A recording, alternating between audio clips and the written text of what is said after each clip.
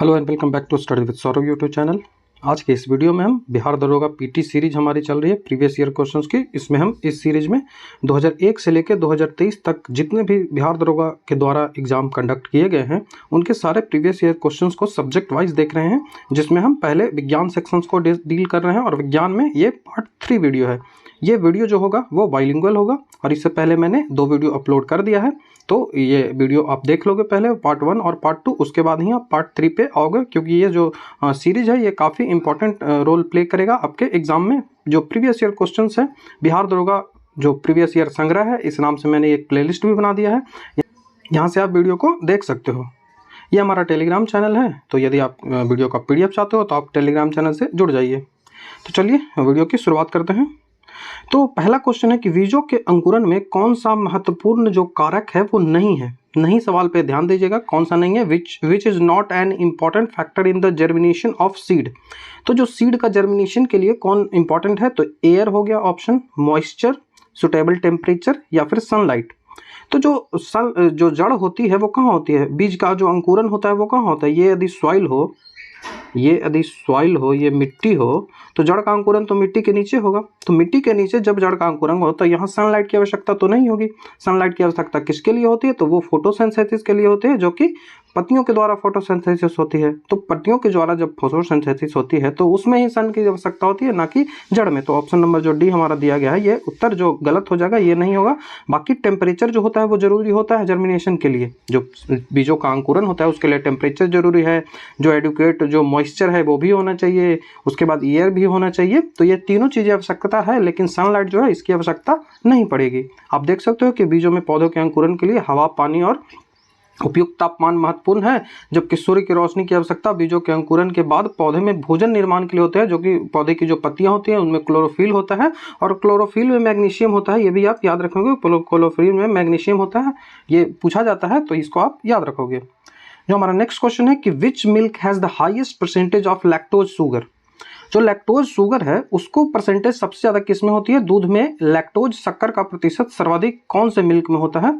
तो आपके ऑप्शन है गाय का मिल्क, गॉट मिल्क या फिर वुमेन्स मिल्क या फिर ऑल ऑफ द एबव। मतलब आपको गाय के दूध में होता है या फिर बकरी के दूध में होता है या फिर मनुष्य या स्त्री के दूध में होता है। तो कौन सा ऑप्शन सही होगा, सबसे ज़्यादा लैक्टोज जो है वो क्या होगा। तो लैक्टोज जो है वो डाइसेकेराइड कार्बोहाइड्रेट है।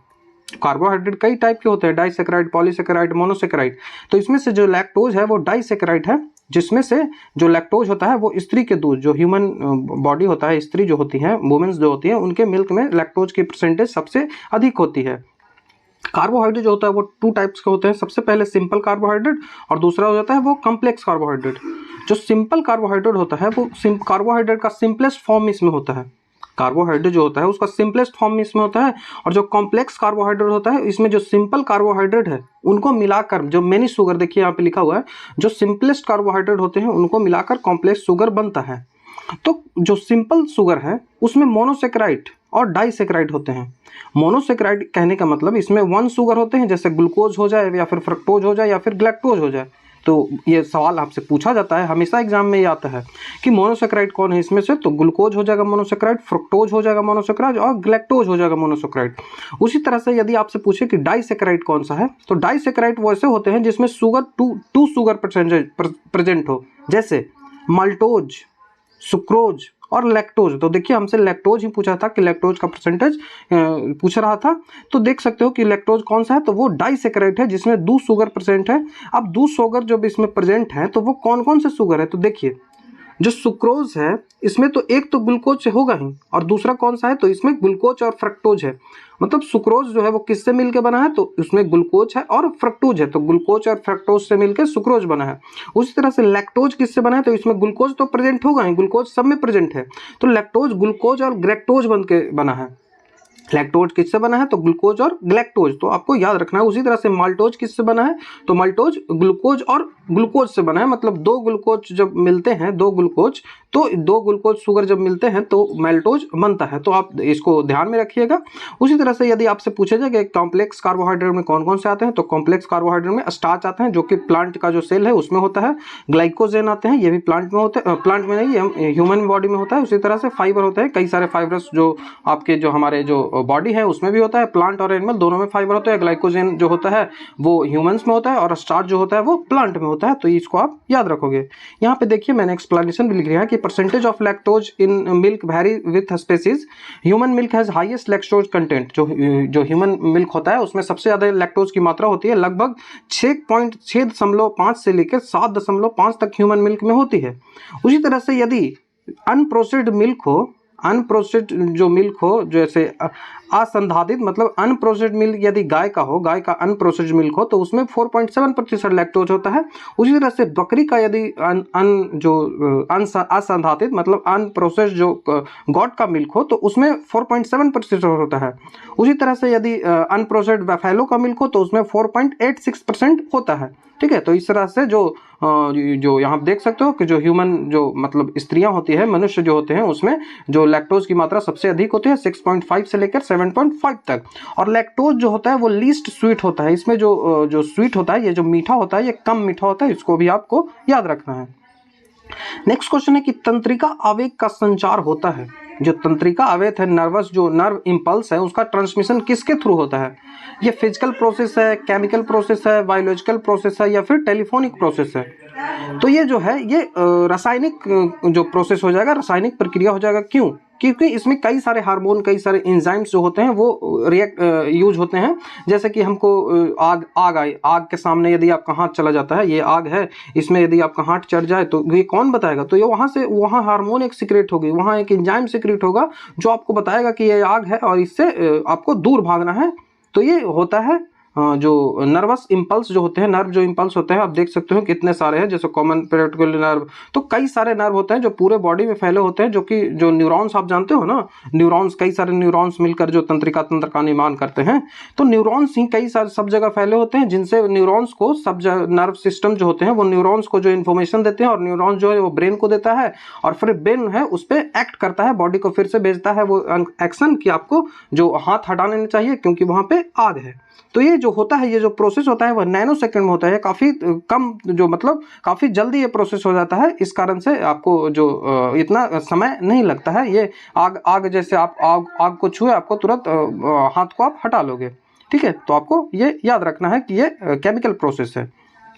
जो नर्वस सिस्टम ह्यूमन का होता है वो 2 पार्ट्स में बेसिकली डिवाइड होता है कि सेंट्रल नर्वस सिस्टम और पेरिफेरल नर्वस सिस्टम। जो सेंट्रल नर्वस सिस्टम होता है उसमें ब्रेन आता है और स्पाइनल कोड आता है। ठीक है, सेंट्रल नर्वस सिस्टम में ब्रेन और स्पाइनल कोड आ जाएगा। उसी तरह से जो पेरिफेरल नर्वस सिस्टम है इसमें सोमैटिक नर्वस सिस्टम, सोमैटिक मतलब वॉलेंट्री जो होता है, जैसे वो मतलब उसका मतलब कार्य नहीं हो, वो वॉलेंट्री करे तो वो वॉलेंट्री होता है सोमैटिक नर्वस सिस्टम। उसी तरह से ऑटोमेटिक नर्वस सिस्टम होता है जो इनवॉलेंट्री होता है। इनवॉलेंट्री में होता है सिंपैथेटिक, इनवॉलेंट्री के 2 पार्ट होते हैं, सिंपैथेटिक और पैरासिम्पैथेटिक। तो ये नर्वस सिस्टम के पार्ट हैं जिनको आपको याद रखना है। ठीक है, इसी तरह से आप देख लो उन्हीं जो CNS होता है और पेरिफेरल नर्वस सिस्टम, पेरिफेरल जो नर्वस सिस्टम वो क्या करता है, तो मैसेज को ये कहाँ तक पहुंचाता है, तो ये सेंट्रल नर्वस सिस्टम तक पहुंचाता है।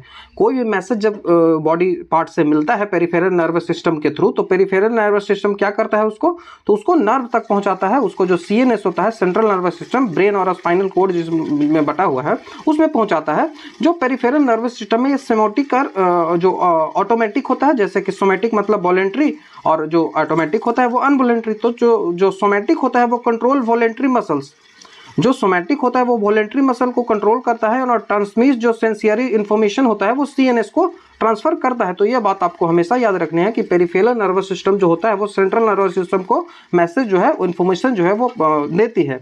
उसी तरह से यदि ऑटोमेटिक नर्वस सिस्टम हो तो वो किसको कंट्रोल करता है, तो वो इनवॉलेंट्री फंक्शन, बॉडी के जितने भी इनवॉलेंट्री फंक्शन होते हैं उनको ऑटोमेटिक नर्वस सिस्टम कंट्रोल करता है। ऑटोमेटिक नर्वस सिस्टम भी आगे चल के सिंपैथेटिक और पैरासिम्पैथेटिक में बढ़ जाते हैं। और जो सिंपैथेटिक पार्ट है वो क्या करता है, तो ये बॉडी को जो एक्सपेंड जो एनर्जी होती है उसको एक्सपेंड करवाता है सिंपैथेटिक। और इसी तरह से जो पैरा सिंपैथेटिक होता है वो बॉडी को काल्म करवाता है, ठीक है, आपको शांत करता है और मेंटेन जो एनर्जी होती है उसको मेंटेन करता है। लेकिन इसका उल्टा होता है सिंपैथेटिक, सिंपैथेटिक में एनर्जी को एक्सपेंड करता है और पैरा सिंपैथेटिक में जो एनर्जी है उसको मेंटेन करता है। और जो स्पाइनल कोड क्या करता है, तो स्पाइनल कोड कनेक्ट करता है ब्रेन को पेरिफेरल सिस्टम और नर्वस सिस्टम से। जो पेरिफेरल नर्वस सिस्टम है उससे ब्रेन को कौन कनेक्ट करता है, ये पूछा जा सकता है। पेरिफेरल नर्वस सिस्टम से ब्रेन को कौन कनेक्ट करता है, तो ये जो कनेक्ट करता है ये जो स्पाइनल कोड करता है। आप देख सकते हो ये स्पाइनल कोड, यहाँ पे ये वाला जो चीज है ना, यही स्पाइनल कोड, देखो यहाँ पे लिखा भी हुआ है, ये स्पाइनल कोड है, ये ब्रेन का पार्ट हो जाएगा, सेरिब्रम और ब्रेन। तो ये ब्रेन के भी कई सारे पार्ट्स होते हैं जिनमें हम इनको देखेंगे। जैसे आप देख सकते हो कि जो ब्रेन भी आगे चल के 3 पार्टों में बढ़ता है, फोर ब्रेन, मिड ब्रेन और हिंड ब्रेन। ये आपने पढ़ा होगा। जो फोर ब्रेन है वो उसमें कौन कौन से पार्ट होते हैं, तो उसमें सेरिब्रम होते हैं जो कि जो ह्यूमन ब्रेन है उसका 2/3 भाग होता है। उसके बाद थैलमस होता है और हाइपोथैलेमस होता है, ये फोर ब्रेन में होता है। उसी तरह से जब हिंड ब्रेन की बात करें तो हिंड ब्रेन भी 3 पार्टों में बनता है। सेरेबेलम बनता है, ठीक है, सेरेबेलम बनता है, उसके बाद पोर्स वेरियोला बनता है, उसके बाद मेडुला ऑब्लांगाटा बनता है। जो मेडुला ऑब्लांगाटा है ये जो अपना जो दिमाग है उसके पीछे होता है, जो कनेक्ट करता है, मैंने आपको दिखाया था। स्पाइनल कोड्स के बाद ये स्पाइनल कोड्स के पास और ये मेडुला ऑब्लांगाटा जो है वो स्थित होता है। ये जो न्यूरॉन्स है यही मैसेज को हमारा कंडक्ट करता है। ये न्यूरॉन्स का स्ट्रक्चर है जो कि मैसेज को हमको कंडक्ट कराता है। तो इसको न्यूरॉन्स के बारे में आपको काफी जानकारी होनी चाहिए, इनके कौन कौन से पार्ट है उनको जानकारी होनी चाहिए। तो ये आप देख सकते हो कि ये जो न्यूक्लियस है ये कौन सा पार्ट है, तो ये न्यूक्लियस हो जाएगा। ये वाला जो पार्ट है वो न्यूक्लियस है। और उसके बाद जो ये जो चीजें हैं यहाँ मैट्रिक्स भरी होते हैं, फ्लूइड्स भरे होते हैं, इनको सेल बॉडी बोलते हैं। और ये जो पार्ट होता है यहाँ पे जो निकला हुआ पार्ट है ये एक्सॉन कहलाता है, AXON, ये एक्सॉन कहलाता है। और ये आप देख सकते हो ये जो शाखान्वित जो ब्रांचेज जैसा निकला हुआ है इसको बोलते हैं डेंड्राइट। ये जो होता है ये डेंड्राइट्स होता है, ये छोटे छोटे निकले हैं। और ये जो पार्ट हो गया ये डेंड्रॉन हो गया, ये डेंड्रॉन हो गया, और छोटे छोटे जो है वो डेंड्रॉइड्स हो गया, ठीक है। तो डेंड्रॉन जो डेंड्राइट्स है वो मिलकर डेंड्रॉन बनाते हैं। डेंड्रॉन क्या कहते हैं, तो डेंड्रॉन जो है वो एक्सोन बनते हैं। डेंड्रॉन जो है वो एक्सोन बनेंगे और ये एक्सोन पार्ट हो गया पूरा। ये जो एक्सोन होता है वो आगे चलकर यहाँ पे जो सिनेप्सिस होते हैं, ये जो पार्ट आपको नजर आ रहा है ना ऐसे, ये जो पार्ट है यही जो मैसेज को जो कंडक्ट करता है, मैसेज को यही कलेक्ट करता है, इंपल्स को यही कलेक्ट करता है और आगे पहुंचाता है। तो इसको आप याद रखना है। एक सवाल आपसे पूछा जाएगा कि नोड ऑफ रेनवियर जो है वो कहाँ स्थित होता है। नोड ऑफ जो रेनवियर जो होता है वो कहाँ होता है, तो इसको आप याद रखिएगा। नोड ऑफ रेनवियर कहाँ होता है, तो नोड ऑफ रेनवियर होता है न्यूरॉन्स में। उसी तरह से माइलिन शीथ भी पूछा जाता है, कई बार मैंने एग्जाम में इन सवालों को देखा है, इस कारण से मैं आपको इसको एक्सप्लेन कर रहा हूँ। तो माइलिन शीथ और जो नोड ऑफ रेनवियर है वो कहाँ स्थित है, तो वो न्यूरॉन्स में स्थित होते हैं। आप देख लोगे मैंने यहाँ पे कुछ लिख भी दिया है।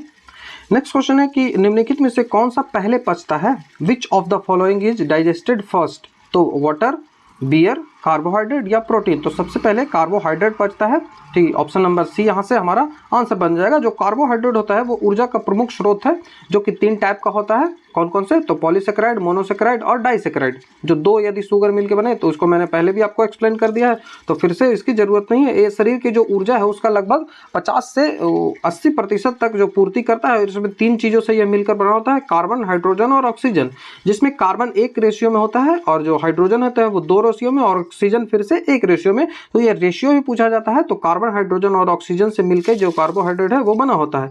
ये जो हमारी शरीर के जो पदार्थों की अन्य तुलना में ये जो है जल्दी पचता है। इसके जो मुख्य स्रोत हैं वो कौन से हैं, तो गेहूं, चावल, मक्का, शर्करा, गुड़, शहद। तो कई सारे हैं जो पार्ट्स था उनको मैंने पिछले जो क्वेश्चन था उसमें ही एक्सप्लेन कर दिया, तो फिर से एक्सप्लेन करने की इसकी आवश्यकता नहीं बनती है। जो नेक्स्ट क्वेश्चन है कि water is available to plants, जो पौधे का जल जो है वो उपलब्ध होता है किससे, ह्यूमिडिटी वाटर से, कैपिलरी वाटर से, या फिर केमिकली वाटर बाउंड वाटर से, या फिर ग्रेविटी वाटर से। रासायनिक रूप से होता है, या फिर गुरुत्व जल से होता है, या फिर कोशिका जल से होता है, या फिर आर्द्रता जल से होता है। तो ये जो ऑप्शन नंबर बी जो हमारा है केशिका जल, इसी से हमको जो प्लांट टिश्यू में है वो वाटर जो है वो अवेलेबल होता है।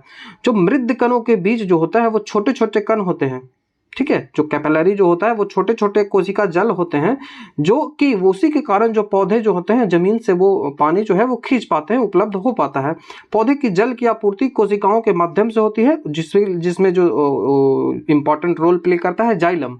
जाइलम जो ये कॉम्प्लेक्स टिश्यू है वही इसमें रोल प्ले करता है, जो कि पौधे के जड़, तना और जो पत्तियां हैं उसमें अवेलेबल होती है, जिस कारण से ये पौधे के जो यांत्रिक सहारा भी प्रदान करती है और इसको जो जल है उसकी भी आपूर्ति करवाती है। तो ये आपको याद रखना है।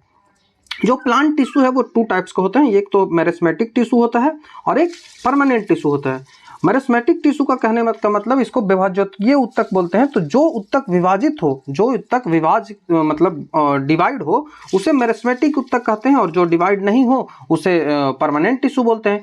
तो जो मेरिस्मेटिक जो टिश्यू होते हैं वो आगे चल के 3 टाइप में बट जाते हैं। तो आपको ये जो इंग्लिश में ही आप नाम लिख याद रखोगे, क्योंकि हिंदी इसका बड़ा अजीब होता है, शीर्षस्त्र, पार्श्व और अंतर्वेदी। ये शीर्षस्त्र होता है, ये पार्श्व होता है, ये अंतर्वेदी होता है। तो आप इसको इंग्लिश याद रखो, एपिकल, उसके बाद लैटरल और उसके बाद इंटरकैलरी। अब इसके जो वर्क होते हैं वो भी हमसे पूछा जाता है। जैसे पूछ दिया जाए कि आपको एपिकल का क्या कार्य है, तो एपिकल का वर्क क्या है, तो लेंथ को ग्रोथ करता है और रूट एंड स्टीम में जो रूट होता है और उसके बाद जो स्टीम होता है उसमें जो लेंथ का ग्रोथ होता है वो एपिकल के ही कारण होता है। उसी तरह से यदि लैटरल की बात करें, जो लैटरल मेरिस्मेटिक है इसका काम है, तो ये जो ब्रेथ जो होता है, जो चौड़ाई होती है उसको बढ़ाता है, जो तना की चौड़ाई होती है उसको बढ़ाता है कौन, तो वो लैटरल बढ़ाता है। उसी तरह से जो इंटरकैलरी है, तो ये जो लीफ बेस होता है, आप जब प्लांट टिश्यू के बारे में पढ़ोगे तो लीफ बेस के बारे में आप जानोगे।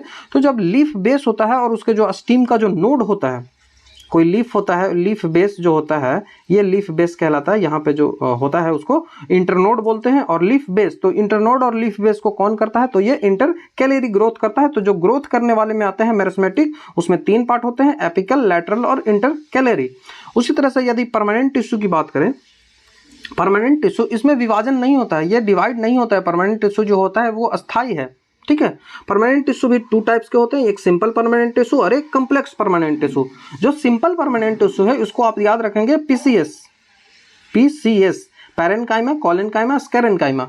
Parenchyma, collenchyma, sclerenchyma. जो पैरेन्काइमा होता है जो उसे मृदु उत्तक कहते हैं, कोलेनकाइमा होता है उसे स्थूल उत्तक कहते हैं, और जो स्क्लेरेन्काइमा होता है उसे दृढ़ उत्तक कहते हैं। इनके जो कार्य है ये भी पूछा जाता है कि पैरेन्काइमा का क्या कार्य है, स्थैलेन्काइमा का क्या कार्य है और कोलेनकाइमा का क्या कार्य है। तो जो पैरेन्काइमा है इसका सबसे मेन कार्य होता है तो गैस को एक्सचेंज करता है ये। उसके बाद जो भोजन होता है उसको संचय करता है, और उत्सर्जन पदार्थ जो है जैसे गोंद हो गया, रेजिन हो गया, टेनिन हो गया, इसको भी संचय करता है कौन, तो ये पैरेन्काइमा ही करता है। कोलेनकाइमा सबसे इंपॉर्टेंट है, ये बार बार पूछा जाता है। जो कोलेनकाइमा होता है ये सेलुलोज जो होता है और प्रोटीन का बना होता है, एक मोटी परत होती है जिसके कारण जो है वो पौधे को एक यांत्रिक सहारा भी मिल पाता है, और इसकी जो कोशिकाएं होती है वो लंबी और अंडाकार होती है।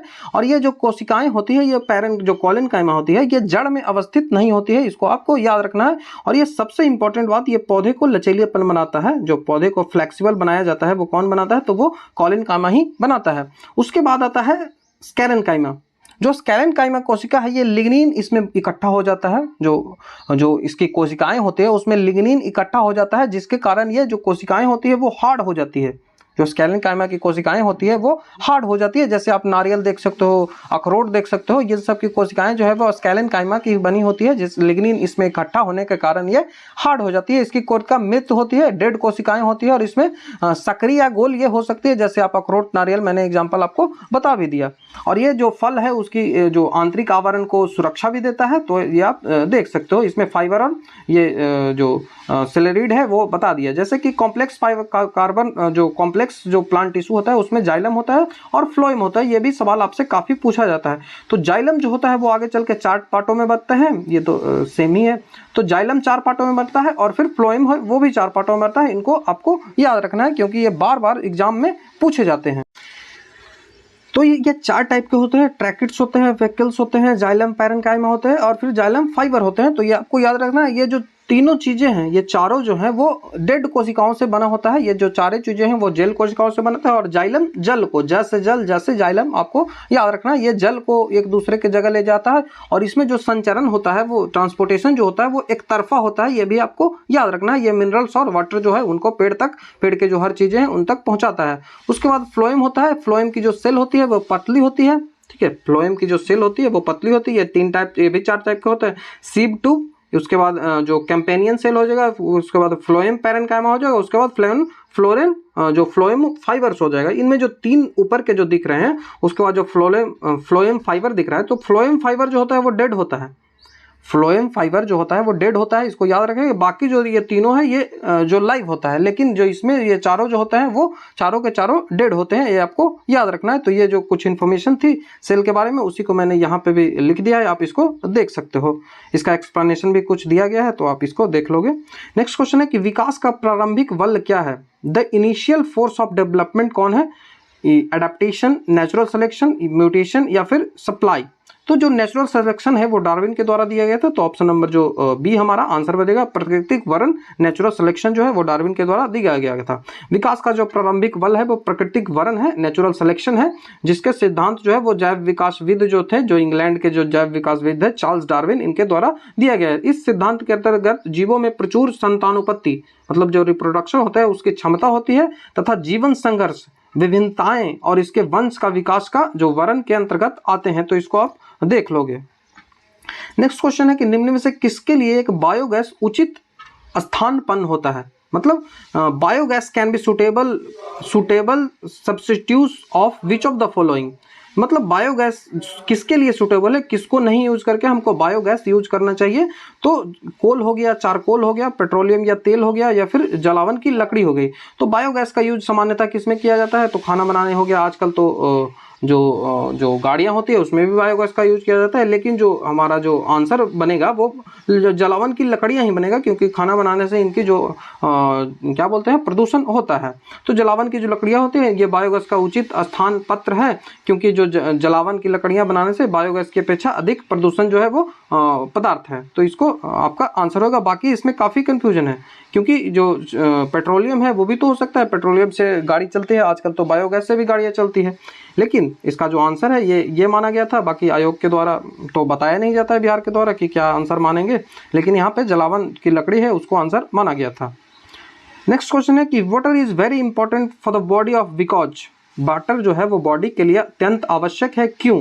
क्योंकि यह अच्छा विलायक है, यह शरीर को ठंडा करता है, शरीर के जो अंग है उनको ठंडा करता है, यह प्रजनन में सहायता होता है, इट हेल्प्स इन रिप्रोडक्शन, या फिर उपयुक्त सभी, all of the above reason सही है। तो ये जो ऑप्शन नंबर जो ए हमारा ये आंसर बनेगा। जो ये है एक अच्छा विलायक है, किसी भी चीज़ को ये विला लेता है अपने में, जो सॉल्वेंट, ये अच्छा एक सॉल्वेंट है, अपने में सब कुछ सॉल्यूट कर लेता है। तो पानी शरीर के लिए अत्यंत आवश्यक है, क्योंकि यह अच्छा विलायक है। यह जो जल है वो प्रकृति का सर्वोत्तम विलायक है, मतलब सबसे अच्छा सॉल्वेंट है। ये हमारे शरीर का जो अधिकतम जो भार होता है वो जल से ही बना होता है। लगभग हमारे शरीर का 2/3 भाग इसमें बना होता है। यदि नवजात शिशु की बात करें तो नवजात शिशु का 75% होता है, और जबकि वयस्क की बात करें तो वो 60 से 65% के बीच में होता है।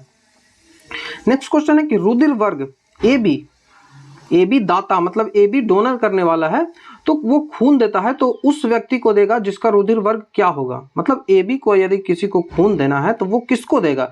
तो a donor with blood group A B can give blood to a person whose blood group is. A B किसको ब्लड दे सकता है? ठीक है, उस व्यक्ति को जिसका रुधिर वर्ग है। तो ए बी किसको ब्लड देगा? तो ए बी जो है वो ए बी को ही ब्लड देगा। आप जानते होंगे कि ए बी सिर्फ और सिर्फ ए बी को ही ब्लड देगा, लेकिन वो किसी से भी ब्लड ले सकता है। किसी से भी ब्लड क्यों ले सकता है?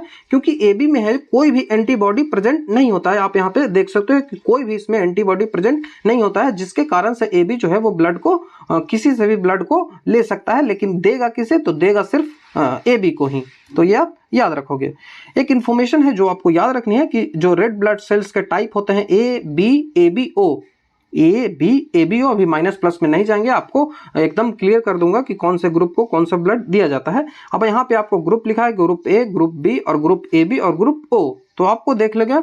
उसके बाद आपको याद रखना है कि जो एक ब्लड ग्रुप है, जो ए ब्लड ग्रुप है, उसमें जो एंटीबॉडी होगा, प्लाज्मा में एंटीबॉडी होता है, WBC जो होता है, प्लाज्मा में एंटीबॉडी होता है, और एंटीबॉडी इसमें कौन होगा? तो इसमें एंटीबॉडी बी होगा उल्टा, और जो बी ब्लड सेल है उसमें जो एंटीबॉडी होगा वो ए होगा, और जो ए बी ब्लड सेल है उसमें कोई एंटीबॉडी नहीं होगा।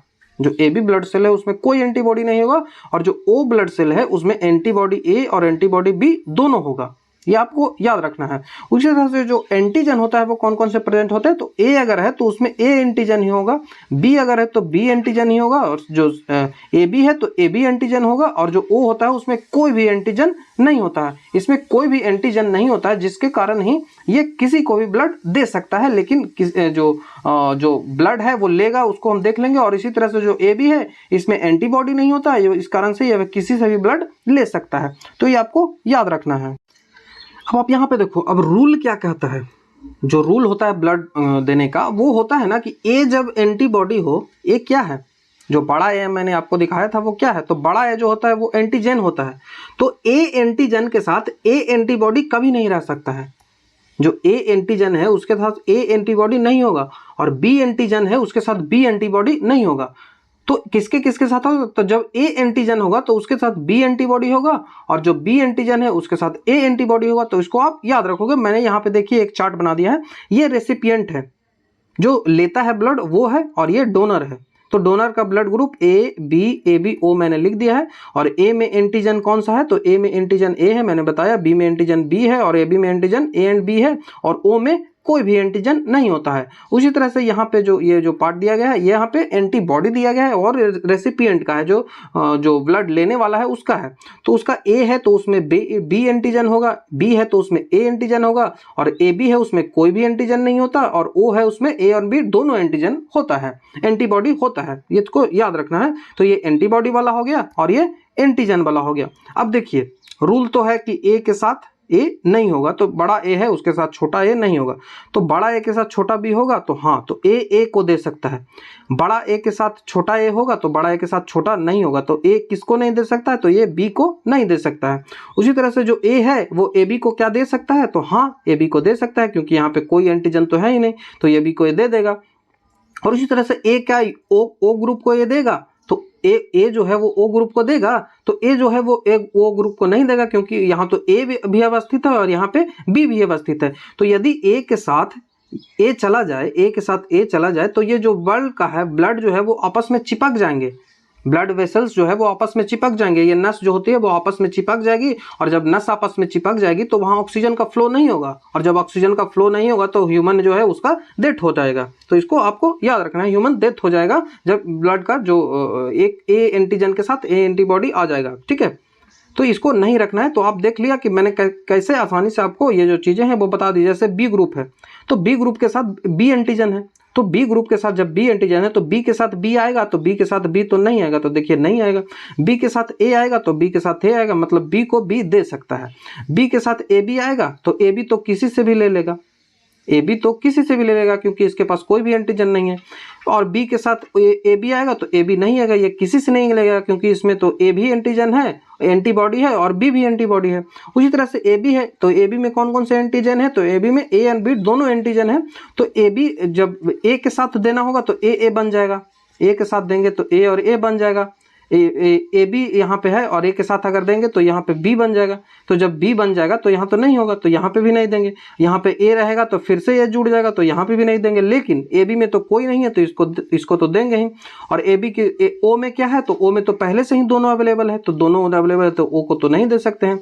उसी तरह से यदि ओ की बात करें, ओ एंटीजन ओ डोनर वाला है वो किसको देगा, तो ओ में तो कोई एंटीजन है ही नहीं। तो जब एंटीजन है ही नहीं तो एंटीकोगुलेशन नहीं होगा, जो ब्लड वेसल्स है वो आपस में चिपकेंगे ही नहीं, तो ये इसको भी दे देगा, इसको भी दे देगा, इसको भी दे देगा, इसको भी दे देगा। अब आप देख सकते हो, ये आप देखिए कि ए बी जो है ये वाला देखो, ए बी क्या है, तो ये यूनिवर्सल रेसिपिएंट हो जाएगा, वो किसी से भी ले लेगा। और इसी तरह से जो ओ है, ओ जो है वो यूनिवर्सल डोनर हो जाएगा, ये किसी से भी दे देगा। माइनस प्लस की बात हम आगे देखेंगे। देखिए माइनस प्लस कुछ नहीं होता, ये जो RH फैक्टर इसको बोलते हैं। तो जिसमें RH फैक्टर अवेलेबल होता है उसको प्लस बोलते हैं, और जिसमें अवेलेबल नहीं होता है उसको माइनस बोलते हैं। इसको आपको याद रखना है। ये रीसस नाम का एक बंदर था जिसमें पहली बार खोजा गया था ये फैक्टर, जिस कारण से ही इसे RH फैक्टर बोला जाता है। तो प्लस और माइनस यहीं से आया, प्लस माइनस का जो कंसेप्ट है वो यहीं से आया। अब इसको यहाँ से पूछा जाता है एक सवाल कि जो फादर है और मदर है वो कैसे होने चाहिए, जो ब्लड ग्रुप होना चाहिए हस्बैंड और वाइफ का वो कैसा होना चाहिए। तो प्लस वाले में है, वो प्लस वाला जो है वो प्लस के साथ रहेगा। जब उसमें पहले प्लस है कोई व्यक्ति में और यहाँ से वो प्लस वाला ब्लड जाता है तो उसमें कोई प्रॉब्लम नहीं होगा। लेकिन यदि प्लस हो उसके पास, मतलब एंटी जो RH फैक्टर हो उसमें अवेलेबल, और उसमें बिना RH फैक्टर, मतलब जिसमें RH फैक्टर अवेलेबल नहीं हो, उसके पास यदि ये चीज़ें भेज देते हैं तो वो व्यक्ति जो है वो मर जाएगा, जो बच्चा है वो मर जाएगा यदि बच्चा होता है तो, ठीक है। उसके बाद यदि RH माइनस है तो इसके पास तो कुछ है ही नहीं, तो माइनस माइनस के साथ दे सकता है, ना RH फैक्टर उसके पास है फादर के पास, ना RH फैक्टर जो मदर है उसके पास है, तो इसको तो कोई प्रॉब्लम नहीं होगा। लेकिन यदि जो माइनस वाला है, मतलब एक व्यक्ति है जिसके पास, जो हस्बैंड है उसके पास RH फैक्टर माइनस है और जो वाइफ है उसके पास RH फैक्टर प्लस है, तो फिर प्रॉब्लम हो जाएगी, क्योंकि माइनस वाला प्लस के साथ नहीं जाएगा, मतलब जिसके साथ RH फैक्टर, मतलब जिसमें है तो वो है के साथ ही जाएगा, नहीं वाले के साथ नहीं जाएगा। तो RH फैक्टर यहाँ से आप देख लियो कि कौन कौन से ब्लड जो ग्रुप है उनमें जाएंगे। जो ब्लड सेल्स होते हैं, ब्लड जो सेल्स होते हैं वो टू टाइप से होते हैं, या तो एक प्लाज्मा होता है और एक जो फॉर्म्ड एलिमेंट होते हैं, जिसमें आप ल्यूकोसाइट, प्लेटलेट्स और एरिथ्रोसाइट देख सकते हो, WBC, RBC और प्लेटलेट्स। तो ये आपने देखा, WBC, RBC और प्लेटलेट, जिसको ल्यूकोसाइट बोलते हैं, एरिथ्रोसाइट बोलते हैं, और प्लांट्स जो प्लाज्मा बोलते हैं, प्लेटलेट्स बोलते हैं। और प्लाज्मा एक अलग होता है, प्लाज्मा जो होता है उसमें जो एमिनो एसिड होता है, न्यूट्रिएंट्स होता है, प्रोटीन्स होता है, जो नाइट्रोजनियस वाटर होता है, इलेक्ट्रोलाइटिस होता है और गैसेस होते हैं, ठीक है। और ये जो आगे चल के ये 3 पार्टों में जो प्रोटीन होता है वो बढ़ता है। कौन कौन से इसमें प्रोटीन होते हैं ये भी कई बार एग्जाम में पूछा जाता है। तो प्रोटीन प्लाज्मा में कौन कौन से होता है, तो एल्बुमिन प्रोटीन है, फाइब्रोजीन प्रोटीन है और ग्लोब्यूलिस प्रोटीन है। तो फाइब्रोनोजिन आप समझते होंगे कि जो वाटर, जो ब्लड है उसका जो जमना होता है, ब्लड जो जमता है वो किसके कारण, जब कोई आपको हाथ कट गया तो वहां से ब्लड जब निकलता है तो वो जमता है किसके कारण, तो वो फाइब्रोनोजिन के कारण। थ्रोम्बोसाइट जो है वो रिएक्शन करता है, कई सारे प्रोसेस होते हैं, वो हम कुछ अलग जो वीडियो होगा उसमें देख लेंगे। बाकी यहाँ पे आपको ये जो कौन कौन से प्रोटीन प्लाज्मा में होते हैं ये आपको याद रखना है। यदि ल्यूकोसाइट की बात करें तो ल्यूकोसाइट जो होता है तो वो 2 टाइप के बनते हैं, ये एक तो ग्रेनुलोसाइट बोलते हैं और एक एग्रेनुलोसाइट बोलते हैं, जिसमें कण अवस्थित हो और जिसमें कण अवस्थित नहीं हो। तो ये आपको याद रखना है। जो यदि आपसे पूछ ले कि WBC कितने टाइप के होते हैं, तो WBC 5 टाइप के होते हैं, याद दे देखिए, ये 3 और ये 2, तो ये ओवरऑल तो 5 टाइप के होते हैं, लेकिन ग्रेनुलोसाइट में 3 टाइप होते हैं और एग्रेनुलोसाइट है इसमें 2 टाइप होते हैं। तो जो ये न्यूट्रोफिल होता है, न्यूट्रोफिल, बेसोफिल और इयोसिनोफिल, ये 3 टाइप के हो गए। तो न्यूट्रोफिल जो होता है वो इन्फेक्शन से बचाता है। न्यूट्रोफिल जो होता है वो किससे बचाता है, तो ये इन्फेक्शन से बचाता है। बेसोफिल है वो किससे बचाता है, तो बेसोफिल आगे चलकर 2 टाइप्स में डिवाइड होता है। यदि मैं बेसोफिल को यहाँ दिखाऊं तो बेसोफिल आगे चलकर 2 टाइप्स में डिवाइड होता है। एक को बोलते हैं हिपेरिन और एक को बोलते हैं हिस्टामिन। एक को बोलते हैं हिपेरिन और एक को बोलते हैं हिस्टामिन। जो हिपेरिन होता है वो थक्का नहीं बनने देता है। जो ब्लड अंदर, बॉडी के अंदर यदि ब्लड फ्लो करेगा तो वो फ्लो करने के लिए उसको फ्लूइड होना चाहिए, ना कि वो थक्का जम जाए। तो थक्का जब जमेगा तो वो तो फ्लो करेगा ही नहीं, तो अंदर थक्का नहीं जमना चाहिए। तो अंदर जब थक्का नहीं जमता है तो उसके लिए कौन सा होता है, तो उसके लिए हिपेरिन होता है। और जो बाहर थक्का जम जाए उसके लिए कौन होता है, तो उसके लिए फाइब्रोनोजिन होता है। तो ये आपको याद रखने हैं। उसी तरह से जो हिस्टामिन होता है उसका क्या काम है, तो हिस्टामाइन जो होता है वो खुजली से बचाता है। कभी कभी जो खुजली होता है, जो रिंग होता है उससे बचाता है, खुजली से, हिस्टामाइन। तो ये आपको याद रखना है बेसोफिल के बारे में। यदि एओसिनोफिल की बात करें, इयोसिनोफिल जो है वो, इयोसिनोफिल क्या करता है, जो परजीवी इन्फेक्शन है, जो पैरासाइट इन्फेक्शन है उनसे बचाता है। और न्यूट्रोफिल जो है वो नॉर्मल जो इन्फेक्शन है उनसे बचाता है।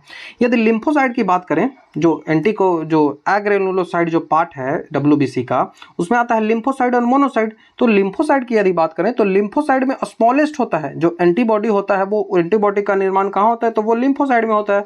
और लिम्फोसाइट में कहाँ होता है, तो वो स्मॉलेस्ट होता है लिम्फोसाइट। और मोनोसाइट जो होता है वो कण के आधार पे, जो कण के आधार पर ये मोनोसाइट होता है वो सबसे बड़ा होता है। तो जीवाणु को नष्ट करता है।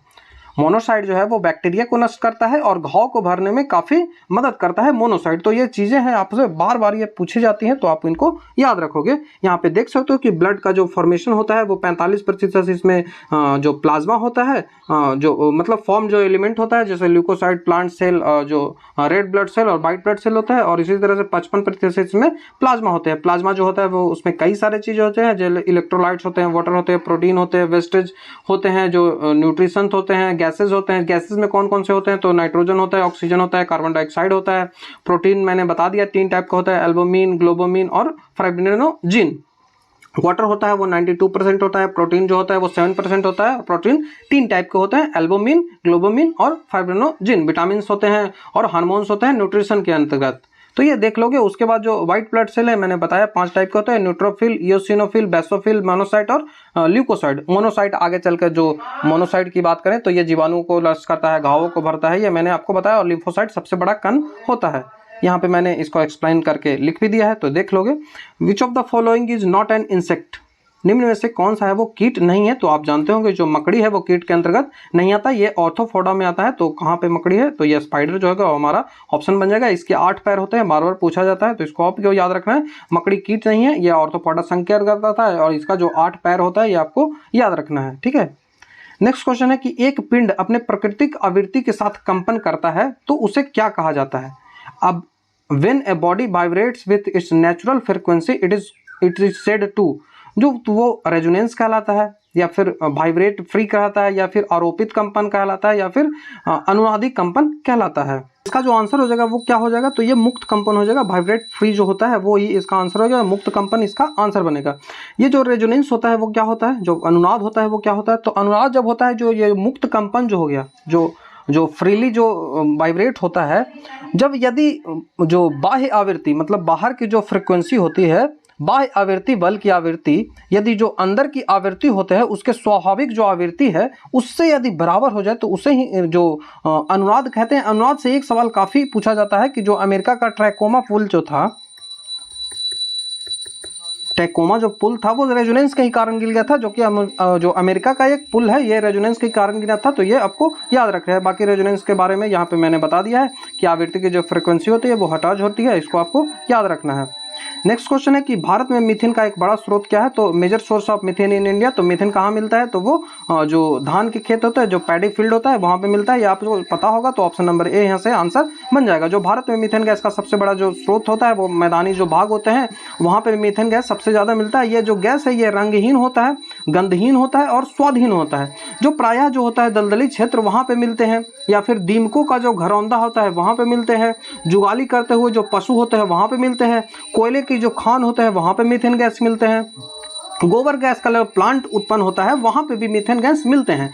जो मीथेन गैस है इसको मार्स गैस भी कहा जाता है और इसको नोबल गैस भी कहा जाता है।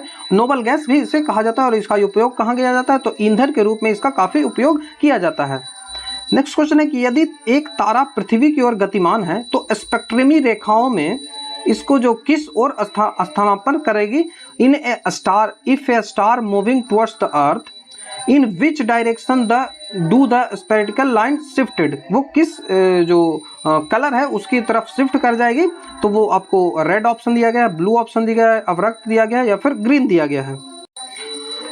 तो इसका जो आंसर होगा वो ब्लू बनेगा। जब स्टार जो मूविंग अर्थ की तरफ करेगा तो उसका जो डायरेक्शन जो किस लाइन की ओर शिफ्ट करेगा, तो वो ब्लू लाइन की ओर शिफ्ट करेगा। ये डॉपलर इफेक्ट के अनुसार होता है। डॉपलर जो विस्थापन के अनुसार जो होता है, यदि कोई भी तारा पृथ्वी की ओर गतिमान हो तो जो स्पेक्ट्रमी जो होता है वो नीले रंग, जो बैगनी रंग होता है उसकी ओर स्थापन करेगा। और यदि तारा जो है वो पृथ्वी से दूर जाता है तो स्पेक्ट्रमी कहाँ जाएगा, तो वो लाल रंग की ओर जो विस्थापित होगा। जो डॉपलर इफेक्ट है ये फिजिकल फेनोमेना है जो डिस्क्राइब करता है कि जो फ्रीक्वेंसी होती है वो कैसे वेव को चेंज करता है when source and observer move relative to the each other. जब सोर्स है जो साउंड का यदि सोर्स है, फ्रीक्वेंसी का यदि सोर्स है, और जो ऑब्जर्वर है, इन दोनों के बीच जो रिलेटिव मोशन होता है उससे कैसे ये जो चेंजेस होते हैं, यह डॉपलर इफेक्ट कहलाता है। डॉपलर इफेक्ट को 1842 ईस्वी में ऑस्ट्रेलियन जो साइंटिस्ट है क्रिश्चियनी डॉपलर ने इसको दिया था। नेक्स्ट क्वेश्चन है कि इनमें से कौन ऊर्जा की इकाई नहीं है। Which of the following is not an unit of energy. तो एनर्जी आर्ग में भी होता है, जूल में भी होता है, इलेक्ट्रॉन वोल्ट में होता है, लेकिन न्यूटन में नहीं होता। ऑप्शन नंबर सी हमारा यहाँ से आंसर बन जाएगा। नेक्स्ट क्वेश्चन है कि निम्नलिखित में कौन सा जो है सबसे भारी ग्रह है। तो अर्थ दिया हुआ है, सैटर्न दिया हुआ है, मार्स दिया हुआ है और विनस दिया हुआ है। तो यदि ओवरऑल की बात करें तो जुपिटर सबसे भारी है, लेकिन यहाँ पे ऑप्शन में जुपिटर नहीं है, तो सैटर्न जो हो जाएगा, शनि जो ग्रह है वो सबसे भारी हो जाएगा। आप यहाँ पे देख सकते हो कि प्रश्न के अनुसार सबसे भारी जो ग्रह है वो शनि है, लेकिन यदि ओवरऑल बात करें तो बृहस्पति सबसे भारी होता है। यह सौरमंडल का सभी अन्य ग्रहों के द्रव्यमान का लगभग 2.5 गुना है। बृहस्पति सूर्य से दूरी के अनुसार 5वां है, जबकि शनि 6ठा है ये डिस्टेंस के अनुसार। यहाँ आप देख सकते हो कि सबका मास है, मैंने यहाँ पे लिख दिया। सबसे हैवीएस्ट कौन है, वो जुपिटर है, उसके बाद सैटर्न है, नेपच्यून, यूरेनस, अर्थ के मास स्थान पे आता है, तो अर्थ जो मास है उसमें 5वां स्थान पे आता है, वीनस, मार्स, मरकरी। तो आपको जुपिटर याद रख लो पहला स्थान पे, उसके बाद जो अर्थ है उसको याद रख लो 5वां स्थान पे, इतना आपके लिए काफी होगा। नेक्स्ट क्वेश्चन है कि निम्नलिखित में से कौन सा धातु नहीं है, Hg, Pv, Mg या फिर P। तो यहाँ से आप देख सकते हो कि Hg, Pb और Mg ये तो धातु है, लेकिन जो फास्फोरस है ये अधातु हो जाएगा। तो आप इससे देख सकते हो जो फास्फोरस है Hg, मरकरी, मैग्नीशियम और सीसा जो है वो तो धातु है, लेकिन फास्फोरस जो है वो अधातु होता है। ये आप देख सकते हो जो ये जो पीरियोडिक टेबल है इसमें जो ये जो मेटल्स जो है वो इस कलर के आपको दिखाए जा रहे हैं। जो मेटल्स है ये इतने जो है वो मेटल्स है, ये आपको देख सकते हैं ये सारे मेटल्स हैं। उसी तरह से जो ग्रीन कलर में है, जो आपको यहाँ पे ग्रीन कलर में आप देख रहे हो, ये सारे नॉन मेटल्स है। और ये जो बीच का जो पार्ट ये बचता है जिग जैग एरिया में ऐसे ऐसे जो करके है, ये कौन सा हो जाएगा, तो ये मेटलॉइड्स हो जाएगा। और ये जो ट्रांजिशन होता है लैंथेनम और एक्टिनम, जो कि यहाँ से बदलता है लैंथेनम और यहाँ से बदलता है एक्टिनम, इसको आप याद रखो। तो ये आपको याद रखना है। नेक्स्ट जो क्वेश्चन है कि निम्नलिखित में से किस पदार्थ का घनत्व जो होता है वो सबसे अधिक होता है। Which of the following substance है द मैक्सिमम डेंसिटी, सबसे अधिक जो डेंसिटी होती है वो किसकी होती है, दिए गए में से वाटर, ग्लास, कॉपर और एल्युमिनियम। तो डेंसिटी किस पे निर्भर करती है, तो उसके जो अंदर जो मॉलिक्यूल्स अवेलेबल होते हैं उसमें कितना जो अट्रैक्शन फोर्स होता है वो कितना ज़्यादा होता है, इस पे ही निर्भर करता है कि उसकी डेंसिटी जो है वो कितनी ज़्यादा होगी। तो यहाँ जो सबसे ज़्यादा डेंसिटी यहाँ पे ऑप्शन के अनुसार है वो कॉपर का है। कॉपर की डेंसिटी 8.96 जो ग्राम पर सेंटीमीटर होता है। और यदि पानी की बात करें तो वो 1 ग्राम सेंटीमीटर पर क्यूब होता है, ये आपसे पूछा जाता है। बाकी कांच और एल्युमिनियम के भी दिया गया, कांच 2.7 ग्राम पर सेंटीमीटर स्क्वायर क्यूब होता है और जो कांच है उसका 2.8 ग्राम पर सेंटीमीटर क्यूब होता है। तो इसको आपको याद रखना है। नेक्स्ट क्वेश्चन है कि निम्न में से कौन सी राशि आयतन को स्थिर रखते हुए गैस को गर्म करने पर नहीं बदलती है। Which of the following quantity does not increase the on heating a gas while keeping a volume जो है वो कांस्टेंट। जब किसी गैस के वॉल्यूम को आप कांस्टेंट रखते हो और उसके जो टेम्परेचर है उसको बढ़ाते हो तो इनमें से कौन सा चेंज नहीं करता है। तो अणुओं का जो साधिक प्रसंग भाव वेग होता है, most probable velocity of molecule जो होता है ये चेंज नहीं करता है। तो ऑप्शन नंबर डी हमारा यहाँ से आंसर बनेगा। बाकी गैस का प्रेशर चेंज करता है, अणुओं का वर्ग माध्य मूल जो है वो भी चेंज करता है और जो अणुओं का मध्य वेग है वो भी चेंज करता है, लेकिन अणुओं का सार्वधिक प्रसंग भाव जो वेग होता है उसको चेंज नहीं करता है। यदि किसी जो आयतन को स्थिर रखकर किसी गैस को यदि गर्म करते हैं तो अणुओं का जो ये चेंज नहीं करता है। और किसी बंद पात्र में गैस को स्थिर कर आयतन पर गर्म करने पर, जो स्थिर आयतन पर किसी गैस को यदि गर्म करते हैं तो उसके परमाणु द्रव्यमान और अणुओं की जो संख्या है इसमें कोई भी वृद्धि नहीं होती है। यही आपको याद रखना है। ये गैस के नमूने जो होते हैं ये आपको याद रखना है, यही चीज कि ना तो उसका द्रव्यमान में कोई चेंज आता है और ना ही उसके अणु संख्या जो होता है, एटॉमिक नंबर जो होता है, ना तो उसके जो एटॉमिक मास में चेंज आता है और नंबर ऑफ जो मॉलिक्यूल्स होता है वो भी इंक्रीज नहीं करते हैं। ये आपको याद रखना है। नेक्स्ट क्वेश्चन है कि निम्नलिखित में से किस माध्यम में प्रकाश का वेग अधिकतम होता है। जो which of the following medium है speed of light is maximum, highest maximum जो स्पीड ऑफ लाइट होता है वो कहाँ होता है। आपको एयर दिया गया है, वाटर दिया गया है, ग्लास दिया गया है, वैक्यूम दिया गया है। तो ऑप्शन नंबर डी इसका आंसर होगा। आसान सा सवाल है, ये वैक्यूम में होता है। यदि मटेरियल में बात करें तो एयर में कितना होता है, तो एयर में जो 3 × 10⁸ होता है। उसके बाद वाटर हो गया, जो उसके बाद ग्लास, डायमंड, सारी चीजें। डायमंड का आप रिफ्लेक्टिव इंडेक्स भी याद रखें 2.42 और जो एयर होता है उसका 1 होता है। प्रकाश और उष्मा जो विद्युत की तरह ये भी ऊर्जा का ही एक रूप है। जो प्रकाश है ये भी एक जो ऊर्जा का रूप है जो एक जगह से दूसरे जगह विकिरण के माध्यम से अंतरास्थित होती है। और इसमें निर्वात में इसकी जो वेग होती है वो सर्वाधिक होती है और भिन्न भिन्न माध्यम में इसका जो वेग होता है वो बदलते रहता है। प्रकाश की चाल जो होती है वो बदलती रहती है भिन्न भिन्न माध्यम में, जिसमें प्रकाश का जो निर्वात में चाल होता है वो 3 × 10⁸ मीटर होता है। ये आपको याद रहा। 10⁸ मीटर होता है, ये आपको याद रखना है। ठीक है। नेक्स्ट क्वेश्चन है कि निम्न में से कौन सा तरंगदैर्घ्य या दृश्य प्रकाश के तरंगदैर्घ्य के अंतर्गत आता है। Which of the following wavelength fall in the wavelength region of visible. तो विजिबल कितना होता है, तो 3900 से लेकर 7800 के बीच में होता है। तो 5000 इसके बीच में आता है एंगस्ट्रम। तो ऑप्शन नंबर जो सी है यहाँ से आंसर बनेगा। यदि नैनोमीटर में बात करें तो 400 से लेकर 700 नैनोमीटर तक होता है। और यदि एंगस्ट्रम में बात करें तो 3900 से लेकर 7800 के बीच में होता है। इसको आपको याद रखना है। यहाँ पे मैंने कुछ जो से आप देख सकते हो कि जो दृश्यमान जो वेग है इसकी खोज न्यूटन ने की थी और ये 3900 से लेकर 7800 के बीच में आता है। और इसकी आवृत्ति 10⁻12 से लेकर 10⁻10 तक होते हैं। खोजकर्ता सबके आपको याद रखना है। एस रे के रॉन्टजन ने किया था, प्रावैगिक ने को रिटर ने किया था और जो लघु रेडियो किरण जो है वो हडास ने किया था और दीर्घ रेडियो किरण मार्कोनी ने किया था। ये यहाँ एक्सप्लेनेशन भी मैंने लिख दिया है। नेक्स्ट जो है वो डायनोमो का जो सिद्धांत है वो किस पे आधारित है। The principle of dynamo is based on ampere का नियम या फिर फैराडे का नियम या फिर गॉस लॉ पे या फिर कुलम के नियम पे। तो ये जो डायनेमो है ये किसके नियम पे आधारित है, तो ये फैराडे जो नियम है ऑप्शन नंबर बी उसी पे आधारित होता है। इसको आपको याद रखना है। डायनेमो का सिद्धांत है फैराडे के नियम पे आधारित होता है। डायनेमो मूल रूप से जो विद्युत जनरेटर का ही रूप होता है, विद्युत जनरेटर है उसे ही डायनेमो कहा जाता है। डायनेमो में घूर्णन करती हुई तार की कुंडली होती है जिसके कारण चुंबकीय क्षेत्र उत्पन्न होता है और इसमें जो यांत्रिक घूर्णन होता है यही जाके आगे चलकर ऊर्जा को जो विद्युत चुंबकीय प्रेरण बनाता है और जिससे विद्युत धारा है उसका निर्माण होता है। इसको आपको याद रखना है, डायनेमो के बारे में काफ़ी पूछा जाता है। तो ये वीडियो था जिसमें हमने लगभग जो सारे प्रश्न थे, इंपॉर्टेंट जितने भी प्रश्न प्रीवियस ईयर में पूछे गए थे उनको हमने डिस्कस किया। ये पार्ट 3 था, आगे चलकर मैं पार्ट 4 भी लेके आऊँगा।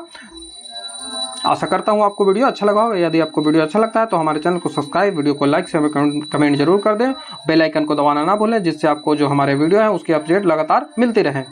तो इस वीडियो में हमने साइंस के लगभग 20 से 25 सवालों को डिटेल्ड एक्सप्लेनेशन के साथ देखा, जिससे आपको प्रीवियस ईयर में जितने भी ऑप्शंस है उनको भी मैंने डिस्कस किया। तो आगे चलकर जब आप एग्जाम के प्रीवियस ईयर क्वेश्चंस को जब देखोगे तो आपको एक एहसास होगा, आपको एक महसूस होगा कि जो प्रीवियस ईयर के क्वेश्चंस रहते हैं उन्हीं के अनुसार जो क्वेश्चन से पूछे जाते हैं। इस कारण से हम प्रीवियस ईयर क्वेश्चन को काफी डिटेल से डिस्कस कर रहे हैं। तो नेक्स्ट वीडियो का आप इंतजार करिए, पार्ट 3 था, पार्ट 4 जल्द ही आएगा। वीडियो देखने के लिए थैंक यू।